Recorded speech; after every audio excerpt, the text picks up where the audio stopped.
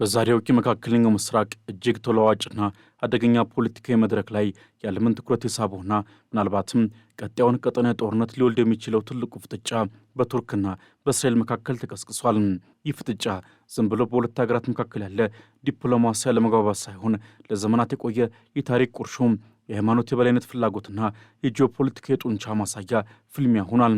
የቱርኩ ፕሬዚደንት ረሲፕ ታይብ ኤርዶሃን የእስራኤሉ ጠቅላይ ሚኒስትር ቤንያሚን ኔታንያሁን አምባገነን ወይም ታይራንት በማለት በይፋ መጥራታቸውና መላው የእስልምናው ዓለም በኔታንያሁ ላይ እንዲነሳ ጥሪ ማቅረባቸው ግንኙነቱን ወደማይመለስበት የጠላትነት አዘቅት ውስጥ ከተውታል። ሁኔታው የጀመረው በዛሬው ዕለት እየተከበረ ባለው የኢድ አል አድሃ በዓል ላይ ነው።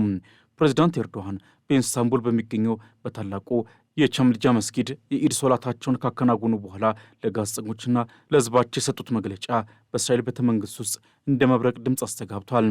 ኤርዶሃን የዘንድሮው የኢድ በዓል በጋዛና በሊባኖስ የደረሰ ባለው አሰቃቂ እልቂት ምክንያት በሐዘንና በስቃይ የተሞላ መሆኑን ገልጸው ለዚህ ሁሉ ውድመት ዋነኛው ጥያቄ ኔታንያሁ የተባለው አምባገነን ነው ሲሉ በከፍተኛ ቁጣ ተናግሯል። ኤርዶሃን አክለውም ይህ በኔታንያሁ ስም የሚታወቀው ጨካኝ በመላው ዓለም ሙስሊሞች እጅ ተገቢውን ትምህርት እንደሚያገኝ አምናለሁ በማለት እስራኤልን ለመቅጣት ሃይማኖታዊና ቀጠና አንድነትን እንደ ዋነኛ መሳሪያ ለመጠቀም መወሰናቸውን አሳይተዋል። ይህ ንግግርም ለኔታንያሁ የሞት ማስጠንቀቂያ ያህል የከበደ ነበረ። የኤርዶሃን ንግግር በድንገት የተሰነዘረ ሳይሆን ለወራት ታፍኖ የቆየው የቁጣ ፍንዳታ ነው። ቱርክ ቀደም ሲል ከእስራኤል ጋር የነበራትን ማንኛውንም አይነት የንግድ ትስስር ማቋረጧ ይታወሳል። አሁን ግን ነገሩ ከኢኮኖሚ ማዕቀብ አልፎ ወደ ወታደራዊና ፖለቲካዊ ዛቻ ተሸጋግሯል። ኤርዶሃን እስራኤልን በተመለከተ የልብ ጂኦግራፊያችን ወይም ጂኦግራፊ ኦፍ ዘ ሀርት የሚሉትን ሐረግ በመጠቀም የጋዛና የፍልስጤም ጉዳይ ለቱርክ የአገር ውስጥ ጉዳይ ያህል ትልቅ ቦታ የሚሰጠው መሆኑን ደጋግመው ገልጸዋል። ይህ ደግሞ በኔታንያሁ ዘንድ ቱርክ የኦቶማን ግዛትን ዳግም ለማንቃትና እስራኤልን ለማጥፋት እያለመች ነው የሚል ከፍተኛ ስጋትን ፈጥሯል። ኔታንያሁን በበኩላቸው የኤርዶሃንን የሞራል የበላይነት ውድቅ በማድረግ ኤርዶሃን ራሳቸው አምባገነንና ጨካኝ መሪ ናቸው ሲሉ አጸፋቸውን መልሰው ነበር። ፍጥጫውን ይበልጥ ያባባሰው ደግሞ ከጥቂት ቀናት በፊት ግሎባል ስሙድ ፍሎቲላ የተባለውና ከቱርክ ማርማሪስ ወደብ የተነሳው የሰብዓዊ እርዳታ ጫኝ መርከቦች ቡድን በእስራኤል ጦር መመታቱ ነው። እስራኤልም እነዚህ መርከቦች የአሸባሪዎችና የቱርክ ወኪሎች በማለት የፈረጀቻቸው ሲሆን በዓለም አቀፍ ውሃ ላይ በኃይል በመያዝ ምርመራ አድርጋባቸዋለች። ይህ ድርጊትም በቱርክ የውጭ ጉዳይ ሚኒስትር ዘንድ ከፍተኛ ውግዘትን ያስከተለ ሲሆን የእስራኤል የማስፈራሪያ ፖሊሲ የዓለም አቀፉ ማህበረሰብ ፍትህ ፍለጋ አያቆመውም የሚል ጠንካራ ምላሽ ሰጥቶበታል። የሚገርመው ግን እስራኤል መርከቦቹን የአውሮፓና የቱርክ መርከቦች ማለት ለጌታ ለማጥቃት መሞከሯ ቱርክን ለብቻ ነጥሎ የመምታት ስትራቴጂ እየተከተለች መሆኑን ያሳያል። እዚህ ላይ ነው የኢራን ጦርነት ጉዳይ ጣልቃ የሚገባው። እስራኤል በአሁኑ ወቅት ከኢራን ጋር የለየለት ጦርነት ውስጥ ባለችበት በዚህ ሰዓትም ቱርክን እንደ ቀጣዩ ኢራን መመልከት ጀምራለች። የእስራኤል የባህልና ስፖርት ሚኒስትር ሚኪ ዞሃር ቱርክ ከእንግዲህ እንደ ጠላት ሀገር ልትቆጠር ይገባል በማለት ዓለምን ያስደነገጠ መግለጫ ከቀናት በፊት ሰጥተው ነበር። ዞሃር ሲናገሩ ቱርክ ከኛ ጋር ጦርነትን የምትመርጥ ከሆነ ያለ ጥርጥር እጅግ ከፍተኛ ዋጋ ትከፍላለች። ኢራናውያንም እንደዚህ ያስቡ ነበር። አሁን የደረሱበትን ተመልከቱ። ቱርኮችም ተመሳሳይ መንገድ ከተከተሉ ሁኔታቸው ከዚህ የከፋ ይሆናል በማለትም እስራኤል በኢራን ላይ የፈጸመችውን ውድመት በቱርክ ላይም ለመድገም ዝግጁ መሆኗን አንስተው ነበር። ይህ ማለት እስራኤል ቱርክን እንደ ቀጣና ተቀናቃይ ብቻ ሳይሆን እንደ ሕልውና ጠላት መፈረጇን ያረጋግጣል። የቀድሞው የእስራኤል ጠቅላይ ሚኒስትር ናፍታሊ ቤኔት በዋሽንግተን በሰጡት መግለጫ ቱርክ ቀጣዩዋ ኢራን ልትሆን እንደምትችል አስጠንቀው ነበር። የፖለቲካ ተንታኞች እንደሚሉት ኢራን በአሜሪካና በእስራኤል ጥቃት ከደከመችና ከቀጣና የበላይነት ስፍራ ከወጣች ያንን ክፍተት የምትሞላው ቱርክ ነች የሚል ትልቅ ግምት አለ። ቱርክ በሶሪያ ያላት ተጽዕኖ ከሐማስና ከሌሎች የእስልምና ንቅናቄዎች ጋር ያላት ግንኙነት እንዲሁም የኤርዶሃን በየጊዜው የሚያሰሟቸው የኢየሩሳሌም ነጻነት ጥሪዎች እስራኤልን እንቅልፍ ነስቷታል። ቦአዝ ጎላን የተባለው ከእስራኤል ተንታኝ እንደገለጸው ኢራን የእስራኤል ታላቅ ጠላት የሚለውን ስፍራ ስትለቅ በቦታዋ ወይ ቱርክ ወይም ፓኪስታን ይተካሉ። አሁን ባለው ሁኔታ ግን ኤርዶሃን ለዚህ ስፍራ ግንባር ቀደም እጩ ሆኖ ቀርቧል። ድብቁና ትልቅ ልዩነታቸው ምክንያት ደግሞ የኃይል ሚዛን ሽግግር ነው። ኤርዶሃን እስራኤልን ድል ለማድረግ ጦር ገነባለሁ ማለታቸውን ከእስራኤል ባለሥልጣናት ቢናገሩም ኤርዶሃን ግን በይፋ ጦርነት አላወጁም። ይሁን እንጂ ቱርክ የኔታንያሁን አስተዳደር ሕገወጥና ጨካኝ በማለት ለዓለም አቀፉ ማህበረሰብ የምታቀርበው ክስ እስራኤል በዓለም መድረክ እንድትገለልና ዲፕሎማሲ ስብራት እንዲደርስባት አድርጓል። ይህ ደግሞ ለኔታንያሁ ከሚሳኤል ጥቃት በላይ ከባድ ጉዳት ነው። እስራኤል ቱርክን እንደ ጠላት ሀገር መፈረጇ ምናልባትም ወደፊት በቱርክ ወታደራዊ ይዞታዎች ላይ ጥቃት ለመሰንዘር እንዳይገኝ መነሻ ሊያገለግላት ይችላል የሚል ስጋትም አለ። በዚህ እጅግ በከረረውና አንዳች መውጫ ቀዳዳ በሌለው በሚመስለው የቱርክና እስራኤል ፍጥጫ ውስጥም ጉዳዩ አሁን ከቃላት ጦርነት አልፎ ወደ ተግባራዊ የመገፋፋ ስልት ተሸጋግሯል። ግንኙነታቸው አሁን ያለበት ደረጃ ሲመዘን በሁለቱ ሀገራት መካከል የነበረው የዲፕሎማሲ ድልድይ ሙሉ በሙሉ ተቀጣጥሏል ለማለት ይቻላል። ቱርክ ከእስራኤል ጋር የነበራትን የ9 ቢሊዮን ዶላር የንግዱ ልውውጥ በአንድ ጀንበር ማቋረጧ ኢኮኖሚ ትስስርን እንደ መከላከያ የመጠቀምን ልማድ ማክተሙን ያሳያል። አሁን ላይ ሁለቱ ሀገራት የሚነጋገሩት በመገናኛ ብዙሃንና በወታደራዊ ዛቻዎች ብቻ ነው። ኤርዶዋን ኔታንያሁን አምባገነን ብለው ሲፈርጁ፣ እስራኤል ደግሞ ቱርክን የጠላት ሀገር ብላ መመዝገቧ በቀጣይ በቀጠናው የሚጠበቀው ነገር እጅግ አስፈሪና ደም አፋሳሽ ሊሆን እንደሚችል የሚጠቁም ነው። ወደፊት ምን ይጠበቃል የሚለውን ጥያቄ ስንመረምር በመጀመሪያ የሚታየው የባህር ላይ ወታደራዊ ፍጥጫ ነው። እስራኤል የቱርክን የረድኤት መርከቦች የሽብር መርከቦች ብላ መምታቷና ማገቷ በሜዲትራንያን ባህር ላይ አዲስ የወታደራዊ ግጭት ቀጠና እንዲፈጠር አድርጓል።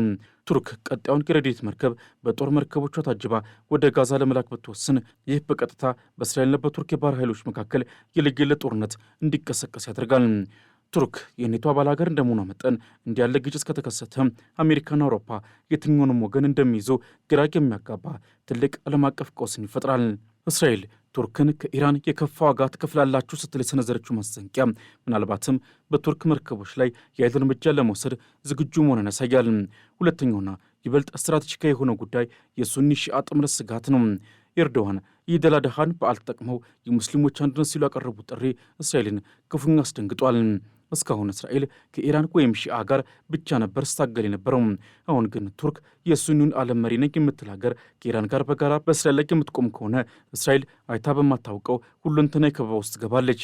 ኤርዶዋን ለጋዛ የሚያሳዩት ጽኑ ድጋፍ በአረብ ሀገራት ህዝቦች ዘንድ ከፍተኛ ተቀባይነትን እያስገኘላቸው መሆኑ እስራኤልን ከዲፕሎማሲው ዓለም ይበልጥ እንድትገለል ያደርጋታል። በቀጣይ ቀናት ቱርክና ኢራን በወታደራዊ መረጃ ልውውጥና በጋራ ስትራቴጂ ላይ የሚስማሙ ከሆነ የመካከለኛው ምስራቅ የኃይል ሚዛን ፍጹም በሆነ ሁኔታ ወደ ምስራቁ ጎራ ያዘነብላል። ሶስተኛውና በቀጣይ የሚጠበቀው ነጥብም የሶሪያና የሊባኖስ ጉዳይ ነው። ቱርክ በሶሪያ ሰሜናዊ ክፍል ያላት ሰፊ ወታደራዊ ቦታ ለእስራኤል ትልቅ ስጋት ነው። እስራኤል ሄዝቦላን እየመታች ባለችበት በዚህ ወቅትም ቱርክ በሶሪያ በኩል ለሄዝቦላ አሊያም ለሐማስ ስውር ድጋፍ የምታደርግ ከሆነ የእስራኤል ወታደራዊ ዘመቻ ዋጋ ቢስ ይሆናል። የእስራኤሉ ሚኒስትር ሚኪ ዞሃር ቱርክ ቀጣዋ ታላቁ ጠላታችን ነች ማለታቸው ምናልባትም እስራኤል በሶሪያ ውስጥ በሚገኙ የቱርክ ወታደራዊ ይዞታዎች ላይ የሰጥ ጥቃት በመሰንዘር ኃይሏን ለመለካት ልትሞክር እንደምትችል ይጠቁማል። ይህ ደግሞ በሁለቱ ሀገራት መካከል ያለውን ቀጥተኛ ጦርነት የሚያፋጥን ሰንኮፍ ይሆናል።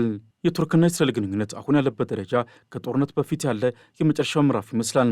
የንግድ ማዕቀቡ፣ የፍሎቲላው ጥቃትና የአምባገነን ንግግሮች ተደምረው ሁለቱን ኃያላን ወደማይቀር ግጭት እየገፏቸው ነው።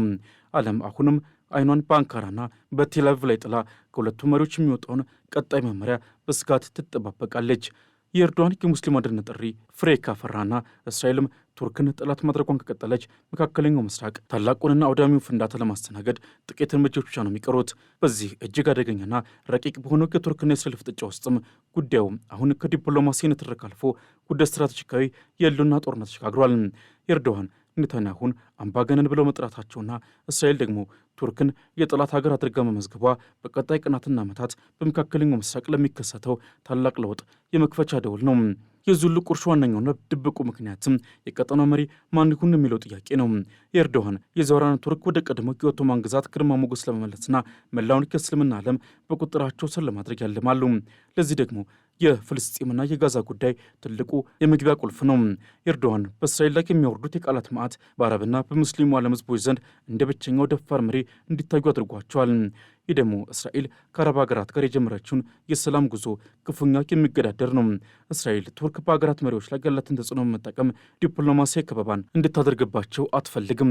ለዚህ ነው የእስራኤል ባለሥልጣናት ቱርክን እንደ ትልቅ ስጋት መመልከት የጀመሩት።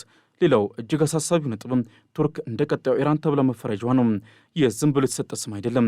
ይልቁንም እስራኤል በምዕራቢያን ዘንድ ቱርክን ለማስመታትና ለማግለል የምትጠቀምበት ስልቴ ካርድ ነው።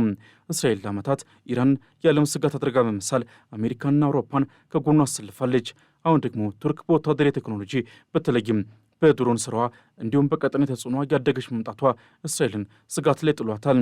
የእስራኤሉ ሚኒስትር ሚኪ ዞኸር ቱርክን ከኢራን ጋር በማነጻጸር ከፍተኛ ዋጋ ትከፍላላችሁ ማለታቸው ምናልባትም እስራኤል በቱርክ ላይ የሳይበር ጥቃት፣ የኢኮኖሚ ማዕቀብ ወይም ደግሞ በስራ ውስጥ ያሉ የቱርክ ወታደራዊ ሰዎችን ኢላማ ያደረገ እርምጃ ለመውሰድ ያሰበች መሆኑን ይጠቁማል። ቱርክ በባህር ስር የሚገኙ ተፈጥሮ ጋዝ ፍለጋና ቁጥጥርን በተመለከተ ከግሪክና ከቆጵሮስ ጋር ያላት አለመግባባትም ይታወቃል። እስራኤል ደግሞ ከእነዚህ ሀገራት ጋር በመተባበር ቱርክን ያገለለ የጋዝ ቧንቧ መስመር ለመዘርጋት ስትጣጣር ቆይታለች። ኤርዶዋን ይህንን ኢኮኖሚያዊ ከበባ ለመስበር የባህር ኃይላቸውን እያጠናከሩ ይገኛሉ። እስራኤል የቱርክን የርደት መርከቦች የሽብር መርከቦች ብላ መጥራቷ ወደፊት በሜዲትራንያን ባህር ላይ በሁለቱ ሀገራት የጦር መርከቦች መካከል ቀጥተኛ ግጭት እንዲቀሰቀስ መንገድ ሊከፍት ይችላል። ኤርዶዋን እስራኤልን ለማንበርከክ ጦር ገነባለው ማለታቸው ቱርክ በቀጣይ የምታመርታቸው ዘመናዊ የጦር መሳሪያዎች በሙሉ አፈሙዛቸው ወደ ቴል አቪቭ እንደሚያዞሩ የሚያሳይ ነው።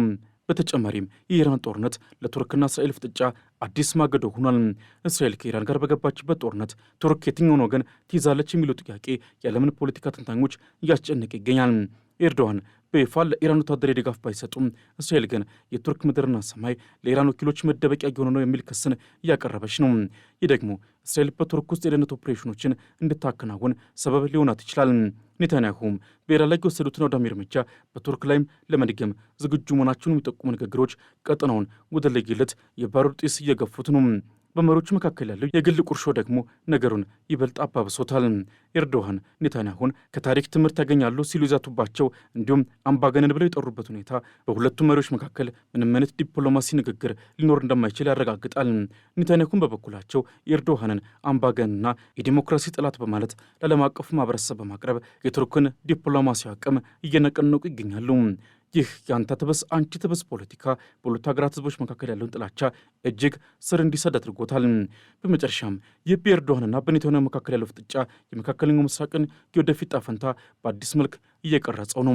የኢራን ጦርነት እየተካሄደ ባለበት በዚህ ወቅትም ቱርክ በአንድ በኩል የእስልምናው ዓለም መሪ ለመሆን ስትጣጣር፣ በሌላ በኩል ደግሞ እስራኤል የጥቃት አፈሙዟን ወደ አንካራ እያዞረች ነው።